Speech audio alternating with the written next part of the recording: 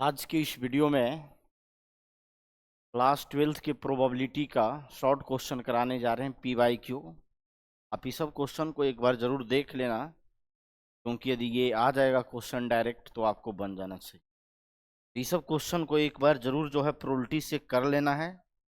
अपना 100% कभी देने के लिए नहीं भूलना, तो अपने तरफ से जो भी प्रयास हो वो आप लोगों को कर लेना चाहिए। में कहीं कोई दिक्कत नहीं हो, अपने तरफ से आप पूरा तैयारी कर लो। करा ये क्वेश्चन तो हमेशा देते ही रहता है, 2025 में भी इस टाइप का क्वेश्चन दिया है। और ये मत सोचना कि इस बार नहीं देगा, दे देगा। ये लगातार पूछता है, कभी कभी लगातार ये देता, पहले भी देते आया। करा A 60% तथा B 90% सत्य बोलता है, तो किसी एक ही तथ्य पर दोनों में विरोधाभास होने की क्या प्रतिशतता है। करा कि ए जो है किसी चीज को लेकर 60% सत्य बोलता है और बी 90% सत्य बोलता है। जैसे इसका लॉजिक कैसे समझो कि हमने क्लासरूम में आया, मान लिया एक दो लड़का आपस में झगड़ा किया, और जो है हमने पूछा, यहाँ रेंडम एक्सपेरिमेंट है, यादृच्छिक प्रयोग है कि झगड़ा हुआ है। तो झगड़ा हुआ है तो भाई हमने दोनों लड़का को खड़ा किया, एक बोला कि झगड़ा हुआ है, दूसरा बोले झगड़ा नहीं हुआ है, तब ना विरोधाभास हुआ। दोनों की बातों में विरोधाभास, या तो एक दूसरा जो बोला कि झगड़ा नहीं हुआ वो बोले झगड़ा हुआ है, या दूसरा बोले झगड़ा नहीं हुआ है, मतलब दोनों में विरोधाभास क्रिएट करना है। तो चलिए, ये बहुत आसान सा सवाल है, इसको हम सोल्व करते हैं। पहले दो घटना है, एक घटना को तो हमने ई ले लिया। ई है सत्य बोलने की घटना, ई जो है वह सत्य बोलने की घटना है, सत्य बोलने की घटना है, ठीक है। ई जो है घटना ले लिया सत्य बोलने का। ए के सत्य बोलने की घटना, सॉरी ए के सत्य बोलने की घटना है। और यह एक घटना ले लिया, वह बी के सत्य बोलने की घटना, बी के सत्य बोलने की घटना है। और एक चीज आपको और भी बता रहे हैं, आज रात 8:15 से लगातार लाइव रहेंगे। मॉडल पेपर और जो भी कुछ कराना रहेगा उसको कराएंगे। अब PDF जो है हम लोग बना रहे हैं। अब 10 दिन और तुम लोगों के लिए जो है मेहनत कर देते हैं मैथ में। जो कुछ भी देखना रहेगा वो देख लोगे, और बाकी जो पढ़ रहे हो उसी से संतुष्ट होकर अपना एग्जाम दे देना है। कल जो टेस्ट है वो टेस्ट दे दो तुम लोग।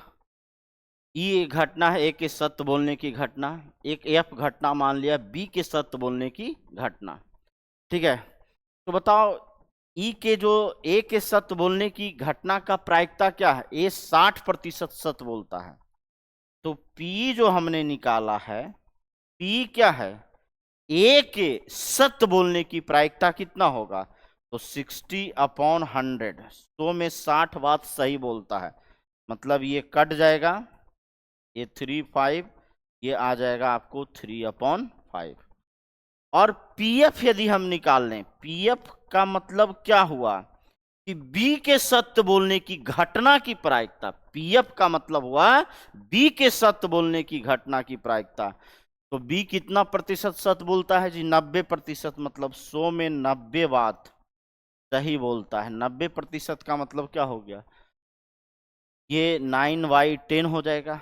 अब प्रायिकता किसकी निकालना है? जो इधर देख लो, प्रायिकता निकालना है ए और बी के कथनों में, ए और बी के कथनों में विरोधाभास, विरोधाभास, विरोधाभास की प्रायिकता निकालना है। ए और बी के कथनों में विरोधाभास की प्रायिकता निकालना है। तो कैसे निकाल लेंगे? बिल्कुल आराम से निकाल लेंगे। यदि ए सत्य बोलता है, ई का मतलब क्या हुआ? ए सत्य बोलता है तो बी झूठ बोलता होगा। झूठ बोलने की प्रायिकता क्या होगा? बी के झूठ बोलने की प्रायिकता को किससे डिनोट करेंगे? F नोट से।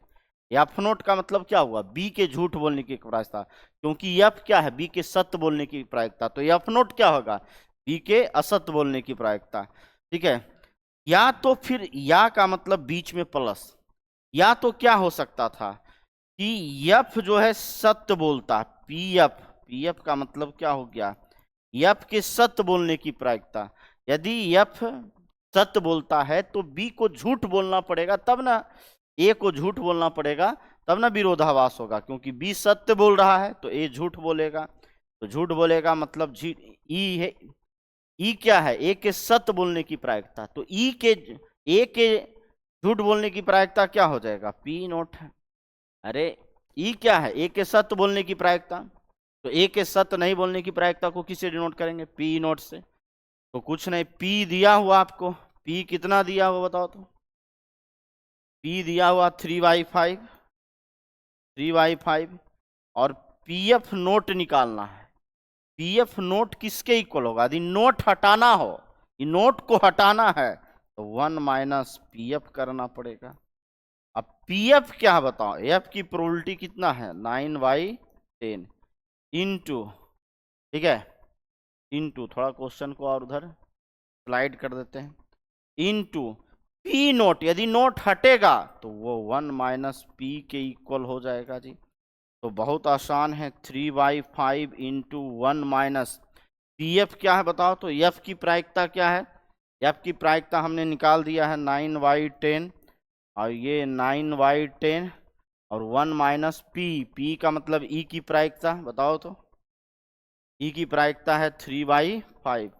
अब इसको सोल्व कर लो, 3/5 और 10 में से 9 जाएगा तो 1/10 प्लस 9/10 हो गया, अब 5 में से 3 जाएगा तो 2/5। अब इसको सोल्व कर लो, 3/50 और 18/50, तो ये 21/50 हो जाएगा। ठीक है, तो ये तो हो गया कि दोनों में विरोधाभास की प्रायिकता निकला, लेकिन कितना प्रतिशत विरोधाभास कर रहा है ये पूछना है। तो आप क्या करो, प्रतिशत में कन्वर्ट करना है तो इसको 100 से मल्टीप्लाई कर दोगे, तो ये 5 दूनी 50 दूनी 100 हो जाएगा, और 21 दूना 42, 42% जो है दोनों में विरोधाभास होगा। अब इसी तरह का देखिए एक क्वेश्चन और है, यही है, ये 75% मामलों में सत्य बोलता है, बी 80% मामलों में, तो किसी एक ही तथ्य पर दोनों में विरोधाभास हो तो क्या, देखो ये 2013 में भी पूछा, 15 में भी पूछा, 17 में भी पूछा, 2025 में भी पूछा, इसलिए ये तो कोई दिक्कत नहीं है। चलो एक बार और समझा देते हैं, एक बार और लिख देते हैं। यहाँ पर दो घटना मान लो, एक घटना ई मान लो, ए के सत्य बोलने की घटना, चलो एक बार और इसको बना देते हैं, ए के सत्य बोलने की घटना, ए के सत्य बोलने की घटना। ठीक है, एक घटना मान लो बी के सत्य बोलने की घटना, बी के सत्य बोलने की घटना, एक बार और बना देते हैं, बोलने की घटना। ठीक है, तो बताओ पीई की प्रोबेबिलिटी निकाल लेते हैं, पी की प्रोबेबिलिटी दिया हुआ है, पी की प्रोबेबिलिटी मतलब ए के सत्य बोलने की घटना की प्रायिकता, तो ए के सत्य कितने प्रतिशत मामले में बोलता है, 75%, मतलब 100 में 75 बात ये सही बोलता है। और हम पीएफ भी निकाल लेते हैं, पीएफ भी निकाल लेते हैं, मतलब बी के सत्य बोलने की, तो ये 80/100 हो जाएगा, ये खत्म हो जाएगा 8/10, अभी और भी कटेगा, अभी रहने देते हैं 80/10, बाद में तुम लोग सोल्व कर लेगा इसको। अब ऐसा करते हैं ना, इसकी भी जरूरत पड़ेगा पी नोट की, तो पी नोट हटाएंगे तो 1 माइनस पी हो जाएगा, तो 1 माइनस 75/100 सोल्व कर लेना। तुम्हें आगे जाके पीएफ नोट की जरूरत पड़ेगा, तो पीएफ नोट कैसे निकालेंगे, नोट हटाएंगे तो 1 माइनस पीएफ हो जाएगा, मतलब 1 माइनस 80/100 हो जाएगा। अब आराम से आप जो है सोल्व करो, प्रायिकता किसकी निकालना है, ए और बी के कथनों में, ए और बी के कथनों में विरोधाभास है, विरोधाभास की प्रायिकता निकालना है। तो क्या हो जाएगा बताओ? यदि ए सत्य बोलेगा तो बी झूठ बोलेगा, मतलब probability of F not plus B यदि सत्य बोलता है तो एफ की प्रोबेबिलिटी, तो ए झूठ बोलेगा, ए झूठ बोलेगा तो झूठ बोलने की प्रोबेबिलिटी को ई नोट से डिनोट करेंगे, क्योंकि ई किसको सूचित कर रहा है? ए के सत्य बोलने की प्रक्रिया। तो ए सत्य नहीं बोले तो उसे ई नोट से। और सब कुछ मालूम है, P E P F note सब मालूम है, सब वैल्यू रख के सोल्व कर लीजिए, कोई दिक्कत नहीं, जरूर सोल्व कर लेना इसको। अब देखो ये क्वेश्चन है, थोड़ा सा समझो, जल्दबाजी में है, समय थोड़ा कम है तो निकाल देते हैं फटाफट इसको, ठीक है। और भी जो बचा हुआ क्वेश्चन रहेगा हम कर देंगे अपने तरफ से, तुम कर लेना। यदि ये और भी दो घटनाएं इस प्रकार है कि प्रोबेबिलिटी ऑफ ए दिया हुआ है आपको 1/4, प्रोबेबिलिटी ऑफ बी दिया हो 1/3, और जो मॉडल पेपर है उसके एक एक क्वेश्चन का हम सॉल्यूशन कराने जा रहे हैं एकदम फटाफट। 3 से 4 दिन में 5 सेट है, 6 सेट है, 6 दिन लगेगा, 5 दिन लगेगा, कर देंगे, एक बार देख लेना उसको। और probability of A union B दिया 1/2, तो सिद्ध करें कि ए और बी स्वतंत्र घटना है। तो ए और बी स्वतंत्र घटना है तभी निकलेगा जब probability of A intersection B तुमको मालूम होनी चाहिए। तो पी ए यूनियन बी का तो फार्मूला ही होता है probability of A plus probability of B minus probability of A intersection B. Probability of A union B 1/2 है, प्रोबेबिलिटी ऑफ ए 1/4 है, प्रोबेबिलिटी ऑफ बी 1/3 है, minus probability of A intersection B. अब करना क्या है, ये माइनस इधर आएगा तो प्लस आ जाएगा, probability of A intersection B 1/4 plus 1/3 minus 1/2। अब आप बताइए probability of A intersection B है, एलसीएम 12 आ जाएगा, ये 3 आ जाएगा, 4 आ जाएगा और ये 6 आ जाएगा, तो ये 4 3 7, 7 में से 1/12 आ जाएगा, ठीक है। तो ए और बी स्वतंत्र घटना कब होगा? जब probability of A intersection B की value probability of A into probability of B के इक्वल हो जाएगा। अब हम यहां से निकालेंगे क्या, स्वतंत्र, यदि जानना है कि दोनों स्वतंत्र है कि नहीं, तो probability of A into probability of B निकालेंगे। प्रोबेबिलिटी ऑफ ए दिया हो 1/4, प्रोबेबिलिटी ऑफ बी दिया हो 1/3, इसको मल्टीप्लाई करेंगे तो 1/12 आ जाएगा। अब probability of A into probability of B जो आया है वह probability of A intersection B के इक्वल है। अतः हम कह सकते हैं, देखो probability of A into probability of B probability of A intersection B के इक्वल है, अतः हम कह सकते हैं कि ए और बी स्वतंत्र घटना है, ए और बी जो है वह स्वतंत्र घटना है। बहुत आसान है, ए इंटरसेक्शन बी की probability of A into probability of B के बराबर हो तो दोनों स्वतंत्र घटना हो, या P A into P B probability of A intersection B दोनों स्वतंत्र घटना है। ये बहुत आसान था। तो ए यूनियन बी दिया हुआ था तो ए यूनियन बी का फॉर्मूला लगा के इंटरसेक्शन बी की वैल्यू निकालना है। ये भी अच्छा क्वेश्चन एक है, पूछा था, जो देखो पूछने लायक है। बहुत पुराना क्वेश्चन बहुत सारा है तो उसको अभी करने की जरूरत नहीं है, तुम भी अपना समय क्यों वेस्ट करेगा। जो लगता है कि नहीं पुराना भी है और दे सकता है तो सब क्वेश्चन देख लेना। 2014 में ये पूछा है, 3 छात्रों द्वारा किसी प्रश्न के हल करने की प्रायिकता है। मान लिया एक छात्र ए, मान लिया हमने कि एक छात्र ए है। ए क्या है भाई? तो एक घटना है, एक छात्र द्वारा, मान लो एक घटना हमने ले लिया, एक घटना है। वो घटना क्या है कि एक छात्र द्वारा प्रश्न को हल करने की प्रायिकता, ठीक है, 3 छात्रों द्वारा। तो एक मान लिया छात्र है बी भी एक छात्र है, सी भी एक छात्र है, तो 3 छात्रों द्वारा किसी प्रश्न के हल करने की प्रायिकता दिया हुआ है। मान लिया 3 छात्र है, मान लिया इस तरह से मान लो, माना कि ए बी तथा सी 3 छात्र हैं, 3 छात्र हैं। अब तीनों कोई क्वेश्चन को सोल्व करता है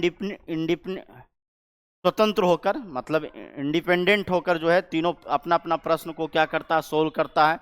तो प्रश्न को सोल्व कर दे मतलब ए प्रश्न को सोल्व कर दे उसकी प्रायिकता 1/3 दिया हुआ, बी प्रश्न को सोल्व कर दे उसकी प्रायिकता 1/4 है, और ये सी प्रश्न को सोल्व कर दे उसकी प्रायिकता 1/5 है। पुनः सुनो, 3 छात्र है, माना कि ए बी सी 3 छात्र है, और तीनों छात्र के प्रश्न को हल करने की प्रायिकता दिया, मतलब पीए की प्रोबेबिलिटी 1/3, पीबी की प्रोबेबिलिटी 1/4 और 1/5 है। तो कह रहा प्रश्न हल किए जाने की प्रायिकता निकालिए। मतलब एक क्वेश्चन है और उसमें 3 छात्र जो है सोल्व कर रहा है, तो हो सकता है चांस है कि ए जो है प्रश्न को सोल्व कर देता है, उसकी प्रोबेबिलिटी 1/3 है, बी प्रश्न को सोल्व कर देता है, उसकी प्रोबेबिलिटी 1/4 है, सी प्रश्न को सोल्व कर देता है तो उसकी प्रोबेबिलिटी 1/5 है। तो कह रहा कि तो प्रश्न हल किए जाने की प्रायिकता, मतलब प्रश्न हल हो जाना चाहिए ए के द्वारा या बी के द्वारा या सी के द्वारा, तीनों छात्र में से किसी एक के द्वारा हल हो जाना चाहिए। तो ऐसे ये क्वेश्चन बनेगा, ए के द्वारा सोल्व हो जाए या बी के द्वारा, तो या का मतलब यूनियन, या तो सी के द्वारा प्रश्न का सोल्व हो जाए, तो probability of A union B union C यहाँ लग जाएगा। बहुत लोग बहुत तरह से बनाता है, लेकिन ये बहुत आसान है। Probability of A union B union C का फार्मूला आपको लिखाया है, probability of A plus probability of B. और नहीं फार्मूला जानते हो तो जो लिखा रहे हैं उसको सीखो।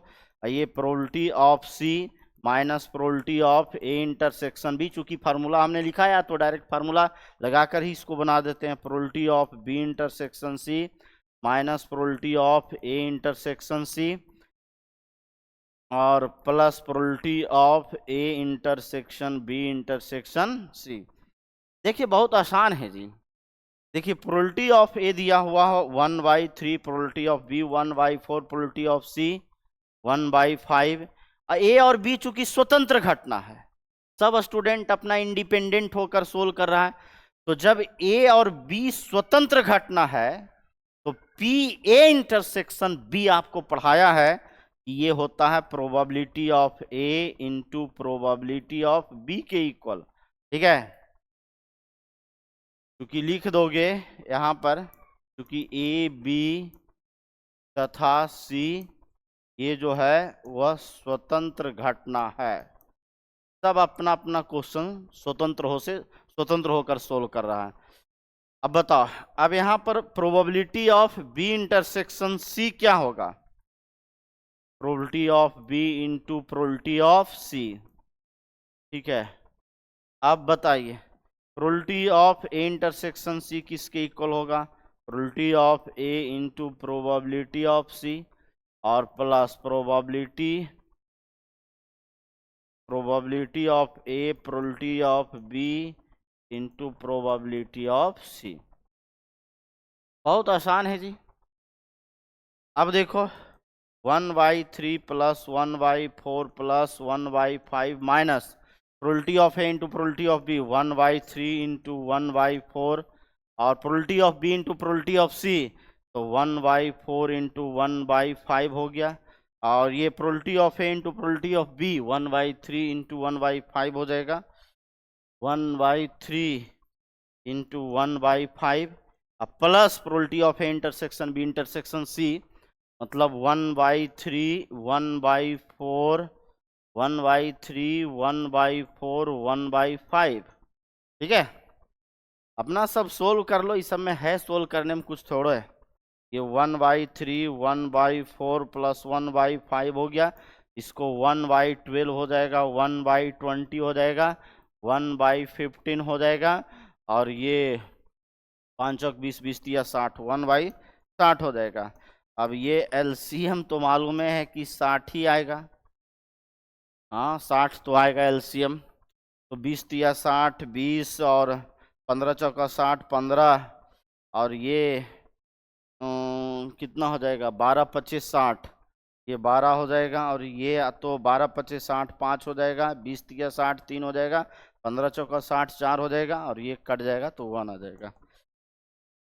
तो देख लो यहाँ 20 और 15 35 प्लस 12 5 3 8 8 4 12 1 13 अब आई 60, और ये 5 2 7 और 3 1 4, ये 47 माइनस 13/16, ये आ जाएगा आपको 4। अब 3 में से 1 जाएगा तो 4 में से 1 जाएगा 3/60। और ठीक है, अब इसको काट भी सकते हो यार, ये कट भी जाएगा। 17 चौका 34 और 30 दूना 60, 17/13। या देख लेना, कोई दिक्कत तो नहीं होनी चाहिए इसमें। ये 1 मिनट, 5 3 8 8 4 12 1 13,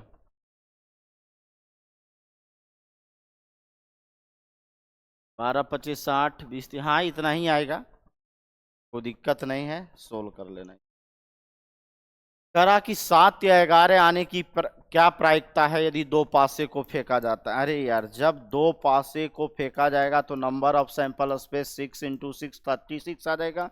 ये एक घटना है 7 या 11 का आना, 7 या 11 का आना।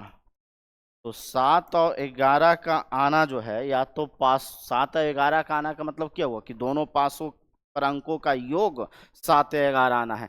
दोनों पासों पर अंकों का योग 7 और, तो 1 1 1 1 2 1 3 मतलब 1 6 इसमें आ जाएगा, 1 6 भी आ जाएगा। ठीक है, कह रहा यदि दो पासे फेंके जाते हैं तो 7 11, 7 11 मतलब दोनों पासों के अंकों का योग जो है 7 या तो 11 आना चाहिए, तो 1 छोटा आ जाएगा, इसमें 7 आ रहा है।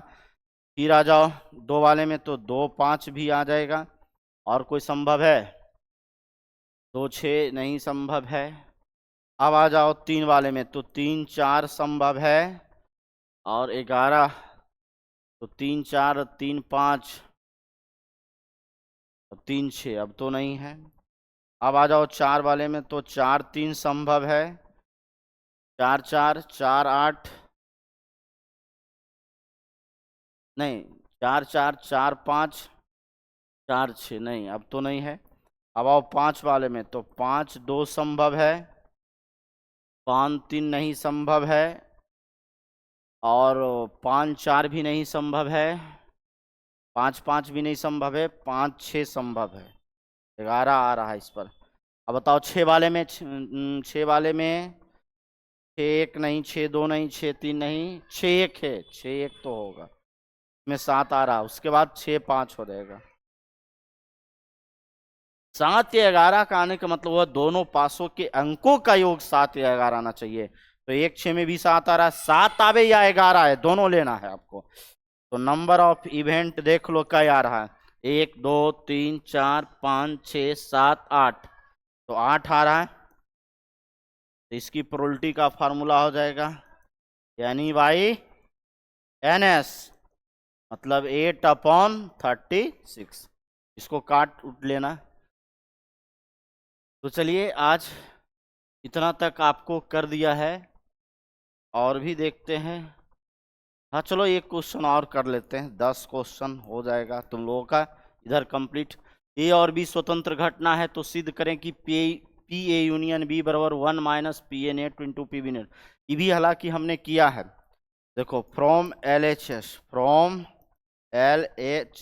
एस हमने पी ए यूनियन बी का एक फार्मूला पढ़ाया है कि इसको हम लिख सकते हैं 1 - पी ए यूनियन बी का नोट। देखो इधर, किसी भी इवेंट की प्रोबेबिलिटी इक्वल होता है 1 - प्रोबेबिलिटी ऑफ ये जो इवेंट है उसके नोट का।